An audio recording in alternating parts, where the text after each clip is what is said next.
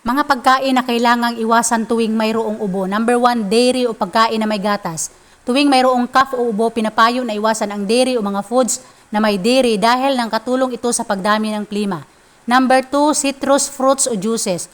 Ayon sa ibang eksperto, ang mga citrus fruits kagaya ng orange, lemon at kalamansi ay kinakailangang iwasan dahil acidic ito at maaring makasama sa lalamunan. Bagamat mayroon itong vitamin C na katulong sa pagpapagaling ng ubo, kung napadami sa pagkain o pag-inom nito, maaari itong makasama kaysa makabuti.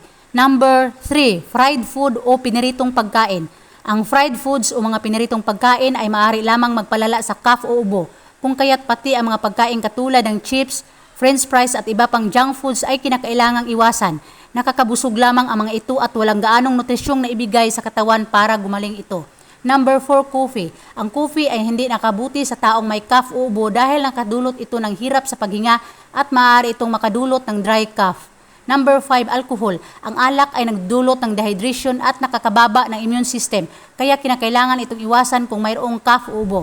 Ang mga pagkaing nabanggit ay ilan lamang sa mga pagkain na kailangang iwasan kung mayroong cough o ubo. Upang makasigurado na gumanda ang pakiramdam, kinakailangang pumunta sa doktor upang masuri at mabigyan ng angkop na gamot sa ubo. So kung nagustuhan mo ang video na ito, please paki-like, paki-share at paki-follow na rin.